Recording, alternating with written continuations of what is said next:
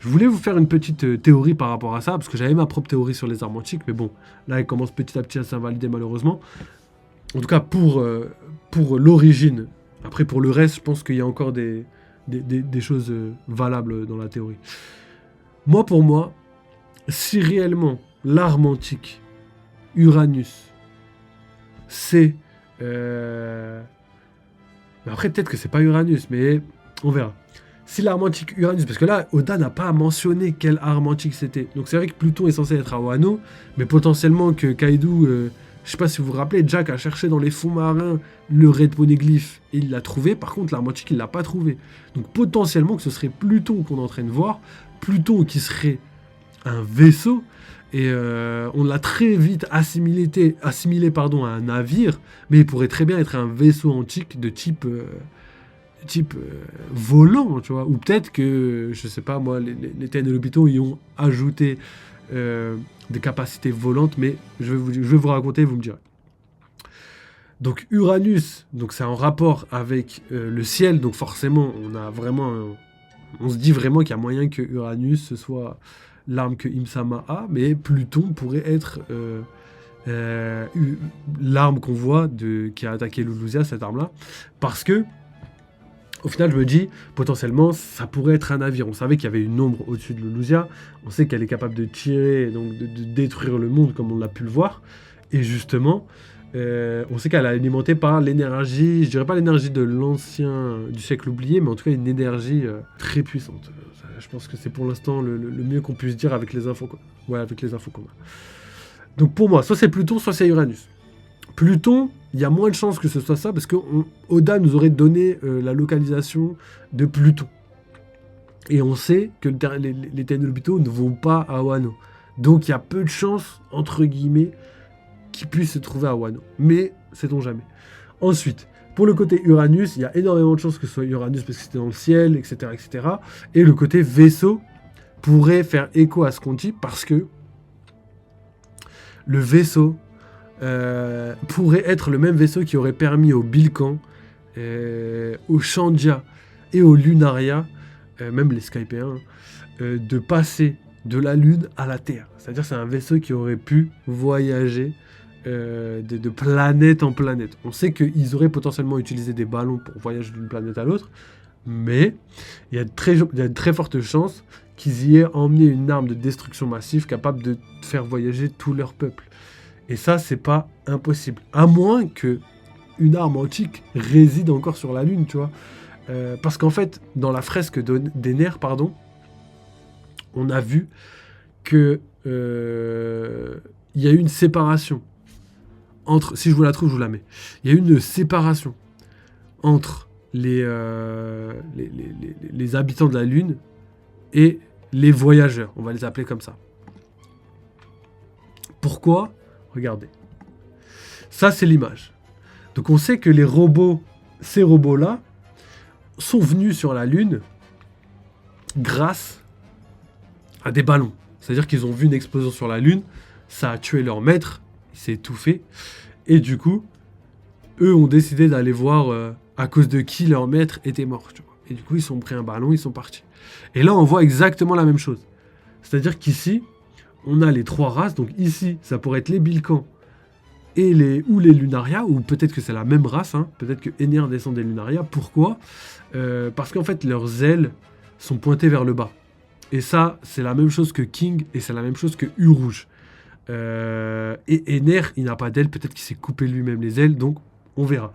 On sait que U-Rouge, sa peau est plutôt, je dirais pas claire, mais plus claire que celle de King. Donc potentiellement, qui viennent... du même peuple, malgré le fait que Ener soit une peau claire, même si en vrai les Lunaria potentiellement ils ont dit qu'ils avaient la peau foncée, donc je pense que s'ils ont précisé c'est pas pour rien, mais peu importe. Ensuite ici on a les Shandia. Les Shandia, pourquoi ? Parce qu'il y a la fameuse tunique de loup avec les plumes et les ailes sont bien dans l'air, donc tout ça correspond aux Shandia. Et ici on a les Skypéens, pourquoi ? Parce qu'on a les deux antennes avec les boules, tous les Skypéens avaient ce type de particularité, donc c'est pour ça qu'on les a identifiés comme ça. Ensuite ici on a 3 ballons, on a des larmes sur chaque œil, autant pour ce côté là et autant pour le côté les robots. Ça, rappelez-vous, c'est les robots qui sont restés sur la Lune. Donc s'ils pleurent, c'est sûrement à cause de la séparation. Pourquoi la séparation? Parce qu'on voit qu'il y a un ballon. Donc le ballon potentiellement servait d'aller d'un endroit à un autre. Donc ici, on a quoi? On a un espèce de vaisseau, j'ai envie de dire, qui pourrait potentiellement représenter Uranus. Pourquoi? Parce que ça pourrait être une arme de destruction massive qui permettrait justement de voyager de planète en planète et qui serait resté sur la Lune avec les différents clones. Parce que ça, c'est les clones qu'on a trouvés sur la Lune, que Ener a trouvé sur la Lune et qui aujourd'hui obéissent à Ener. Et là, derrière, on a une espèce de vaisseau là où ils faisaient toute leur technologie et tout. Et la forme représentait étroitement le chapeau de paille. Donc vraiment, il y a un lien de partout qui nous perturbe. En fait, il y a un lien qui nous perturbe. Donc le vaisseau ressemble à un chapeau de paille. Donc c'est pas sur cette image, mais c'est sur l'autre image. Et ça, c'est dur à interpréter. Parce qu'en fait, il y a un chapeau de paille. On voit qu'avant, tout le monde vivait en harmonie. Et que ça pourrait représenter une espèce de vaisseau. Et le vaisseau, si on regarde bien, il a vraiment la particularité de ressembler au chapeau de paille. Donc là, on a, mais à l'envers. C'est-à-dire que là, on a la partie du vaisseau où tout le monde peut marcher et tout. À l'intérieur, il y a des espèces de technologies qui permettent de créer justement les clones. Mais il y a aussi tout ce qui est rapport aux fruits du démon. On voit très bien le sceptre ici avec potentiellement un rapport avec les fruits du démon. Et cette fleur dans un soleil qui potentiellement pourrait représenter un petit peu les fruits du démon. Mais en vrai, on n'en est pas sûr. Ensuite, ici, on a le même vaisseau et les personnes qui partent, ils pleurent chacun parce que les clones restent, pour moi, sur la Lune et les autres décident de partir sur la Terre. Donc quand on prend ces informations-là, on peut comprendre qu'il y a beaucoup de choses qui se croisent. Tu vois.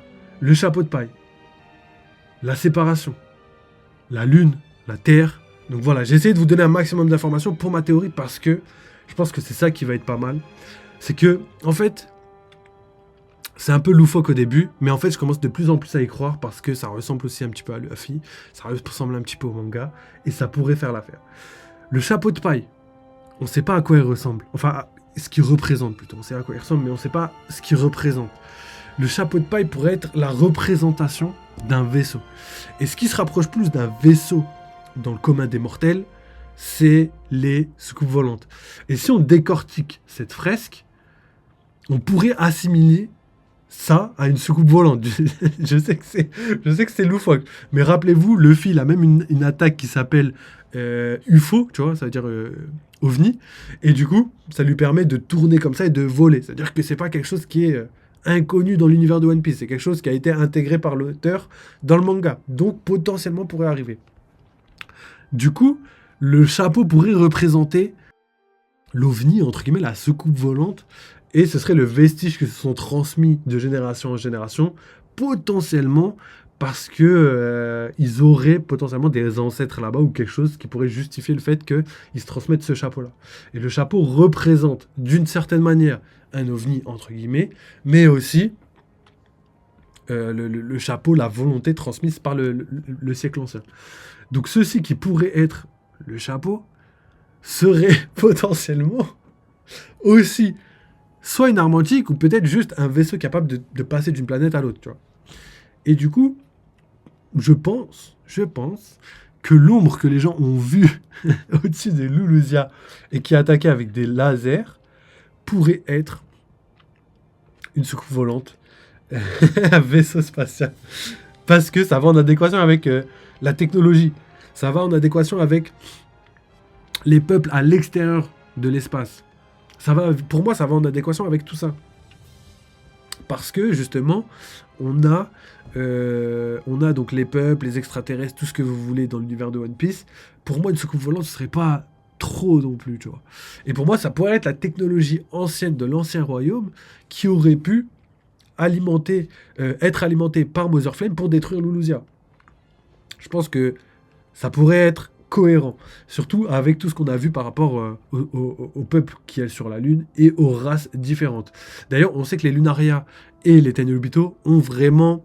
ils se détestent parce qu'ils se sont annihilés les uns les autres, et potentiellement que les peuples comme on l'a déjà dit dans plusieurs vidéos, comme les peuples de la Lune pourraient être des peuples soit affiliés à des anciens royaumes, genre des royaumes tels que les continents perdus, et justement ça expliquerait aussi pourquoi ils sont tellement avancés scientifiquement. Parce que ils venaient d'autre part, ils ont dû traverser le ciel, et en traversant le ciel, ils ont acquis des connaissances légendaires. Ça nous fait penser à des théories, comme la panspermie, je l'ai déjà dit plusieurs fois sur la chaîne, le fait qu'il y ait potentiellement des gens, IRL, hein, là je vous parle IRL, que potentiellement il y ait de l'eau sur Mars, que les humains venaient de Mars, qu'il y avait de la vie sur Mars, et qu'à cause d'une catastrophe écologique, ils aient été obligés de quitter Mars pour rejoindre la Terre. Et ça pourrait être nos ancêtres IRL. Donc ça, c'est des théories IRL.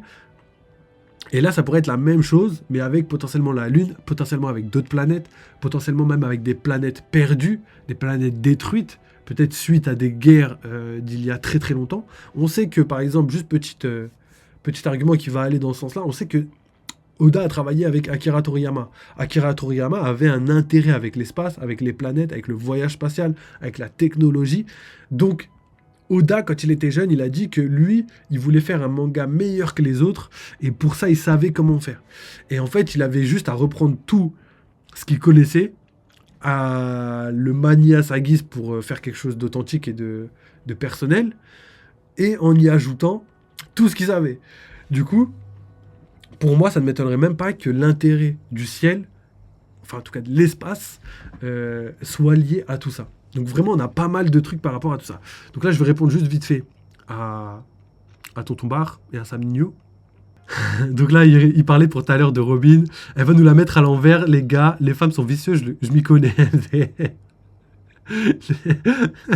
Lui, vous avez le droit de le tailler dans les commentaires, les gars, n'hésitez pas. Ça me fait plaisir quand vous le taillez. Je suis bien après, je rigole bien, tu vois. Surtout que là, il y a une vidéo qui est sortie. J'étais mort. J'ai piégé Sam Nino, les gars. J'étais explosé. Elle est dispo sur YouTube. N'hésitez pas à aller checker. J'étais explosé. Alors, Tonton Bar qui nous dit, wesh, c'est quoi ce délire? Vous pensez que le big chapeau que Imu a montré, ça pouvait être un vaisseau? C'est tiré par les cheveux, mais... Alors, j'irais pas jusqu'à dire que le chapeau montré par Imu dans la truc, ce serait un vaisseau. Déjà, pour moi, il est trop petit. Mais pour moi, au contraire, c'est pas un vaisseau, mais c'est juste la représentation que le chapeau a d'une soucoupe volante, tu vois. Ça pourrait être le lien qu'il y a entre, par exemple, le vaisseau spatial et les dits, tu vois. Peut-être que le vaisseau spatial est descendu du ciel, genre les Lunaria, tout ça. Ils sont venus voir les dits, qu'ils ont formé une espèce d'alliance. Pas une alliance, mais ils les ont accueillis sur leur terre et tout, leur ont souhaité la bienvenue. Et que d'un autre côté, dans le continent, il y aurait eu les Tenryubito qui, eux, ne voulaient pas de personnes étrangères. Et ça va énormément bien avec leur côté raciste, leur côté, on connaît les hommes poissons, tout ça, même le racisme par rapport aux humains. On voit exactement les deux choses. Ensuite, il y a Sam Nino. Après, on n'a jamais vu l'image en entier. Peut-être qu'il cache autre chose pour comprendre cette fresque. Évidemment, cette fresque, pas forcément veut dire ça. En fait, l'ombre au-dessus de Lulusia me fait penser à une apparition d'OVNI, tu vois. C'est tout le temps comme ça, les OVNI, on les voit jamais, on sait pas ce que c'est. La technologie aussi pourrait me faire penser ça, mais il y a aussi le déplacement interstellaire. C'est ça le délire, c'est qu'il faut expliquer comment on passe d'une planète à une autre. Donc je veux bien qu'il y a les ballons, ok, il y a les ballons, tu prends un ballon, tu y vas, tu descends en ballon, ok. Ça, c'est possible. Mais pour des personnes vivantes, je pense que ça peut être compliqué, quoi. On a vu Ener qui était capable de le faire, mais bon, je pense que c'est grâce à son fruit du démon, le fait que ce soit un Logia et tout. Je pense que c'est ça qui l'a pas tué. Mais j'ai pas l'impression que ce soit aussi facile que ça d'aller dans l'espace. Et en plus, connaissant Oda, ça m'étonnerait qu'il fasse de l'espace un endroit où tout le monde peut y aller tranquillement. Si on peut pas respirer sous l'eau, je pense que ce serait bizarre de pouvoir respirer dans l'air. Enfin, quand je dis dans l'air, c'est dans l'espace, quoi. Mais à part si t'as quelque chose qui peut pallier à ça. Donc là, pour moi, clairement, on a une espèce de vaisseau avec des technologies. Donc là, on a une lumière qui représente potentiellement une lune ou un soleil, et à l'intérieur, on a une fleur. Donc une fleur qui pourrait représenter l'arbre des fruits du démon, tout ce que vous voulez. On peut théoriser là-dessus sur n'importe quoi. Donc on a aussi les différentes personnes. Donc on a quand même les Skypéens, les Shandia et les Bilkans, voire les Lunaria. je pense qu'ils sont liés, parce que le fait d'avoir des ailes, je pense pas que ce soit pour rien. Et peut-être que King aussi était... sont des expériences pour améliorer leur propre race, tu vois, on sait pas. Hein. Ça peut être tout et n'importe quoi. Donc c'est pour ça que ces images sont importantes. En tout cas, s'il y a des trucs pour lesquels je suis sûr, le reste, je peux spéculer. Le vaisseau, j'en suis pas sûr, mais j'y crois. Les ballons, j'en suis sûr. Les ballons, pour moi, là, la manière dont ils tiennent et le fait qu'ils pleurent, pour moi, je suis sûr que c'est une séparation entre ce qui se passe sur la Lune et leur départ, quoi. Le fait que eux soient restés sur la Lune et eux ont décidé de partir. Ça, j'en suis sûr. Ensuite, on a d'autres trucs. Ici, qui pourraient représenter Poséidon avec le contrôle des mers. Ici, peut-être qui pourrait représenter quelque chose qu'on connaît pas, les serpents, je sais pas, les dragons, je sais pas. Et là-haut, on a potentiellement Mother Flame, une espèce de flamme avec un signe égyptien, donc potentiellement. Donc pour moi, ça c'est les choses qui sont entre guillemets, je dirais pas sûres, mais qui sont dans la théorie, tu vois, quelque chose qui va dans le sens de cette théorie. Et là, le rapport avec le chapeau, je pense que c'est vraiment Oda qui nous a fait un petit clin d'œil. Parce qu'en fait, là, les 3 traits, c'est vraiment les 3 traits que Baggy a fait dans le chapeau de paille. Je sais pas si vous vous souvenez. Donc pourquoi il aurait fait ça? Surtout que ça ressemble étroitement. Quand tu vois ça, tu te dis pas, ouais, c'est un hasard. Tu te dis, ouais, c'est un hasard qui est quand même un peu bizarre de la part d'Oda. C'est des choses qu'on se pose la question. Surtout qu'il y a aussi la bande. On a une bande, normalement elle est rouge, mais je pense que il l'aurait trop mis en valeur, donc il a décidé de la mettre d'une autre couleur. Tu vois. Donc c'est juste pour vous dire qu'il y a des ressemblances quand même étroites. On a le chapeau de paille qui pourrait représenter quelque chose, et potentiellement tout ce qu'on voit ici, donc le gros vaisseau qui pourrait être une apparition d'un ovni, tout simplement. Parce que quand on jette un chapeau comme ça, il vole, il tourne. Et, et peut-être que c'est ce côté enfantin que Oda voudrait mettre en parallèle entre le vaisseau spatial, qui pourrait être l'arme antique, et le chapeau de paille, qui pourrait être la vision d'un enfant qui pourrait avoir d'une soucoupe volante, tu vois. Donc je pense que c'est possible. Après, comme je vous l'ai dit au début, j'y croyais pas du tout parce que c'était un peu tiré par les cheveux. Donc voilà, je pense que j'ai résumé ce que je voulais dire par rapport au vaisseau, à l'apparition de Mother Flame. Donc pour moi, Mother Flame pourrait être une arme antique de type interstellaire, capable de traverser les yeux, transporter des gens, mais aussi détruire de manière gigantesque. Donc ça c'est juste les théories. Donc on verra par la suite. Je pense que je vais aller faire quelques petites recherches pour être sûr. Mais comme je vous le dis, ça ne m'étonnerait pas. Pour traverser les planètes, quand on sait qu'il y a des gens qui s'appellent Saturne, Pluton, enfin que les armes s'appellent Pluton, machin chose, que les gros... Il y a un rapport avec l'espace. En plus, comme je vous l'ai dit, la tenue des Tenryubito, on dirait que c'est des tenues qu'on utilise pour aller dans l'espace. Donc, si ils ont vraiment une origine céleste, il faut pouvoir passer d'un endroit A à un endroit B, et on sait déjà qu'ils avaient une technologie de malade mental. Là, si je vous dis, est-ce que Vegapunk il peut aller dans l'espace ou pas, avec toutes les technologies qu'il a, je pense que c'est pas impossible. Ouais, ça doit être ça, ouais. Donc si on peut se dire que Vegapunk, là, tout de suite, avec toutes les technologies qu'il a, vous l'avez vu, les wingsuits, le fait qu'il puisse, je sais pas moi, créer un espèce de scaphandre pour être tranquille et tout, le fait qu'il puisse voler, qu'il puisse transporter des robots géants, construire des robots géants, je pense qu'il y a une chance, MDR, ça doit être ça. Je suis mort. Mais pour moi, il y a une chance. Et s'il y a une chance qu'il puisse aujourd'hui aller dans l'espace, ça voudrait dire que, vu que lui, par rapport au siècle oublié, il a moins de connaissances que le siècle oublié, logiquement, on peut penser que les personnes du siècle oublié pouvaient beaucoup plus facilement aller, par exemple, dans l'espace ou même passer d'une planète à une autre. Donc pour moi, je pense que ça se dirige plus dans cette catégorie-là, même si ça semble farfelu pour l'instant. En fait, quand je m'entends dire une soucoupe volante, ça me tue. Quand je m'entends dire une soucoupe volante qui a détruit, ça me tue. Mais j'adorerais vraiment que Oda fasse ce parallèle.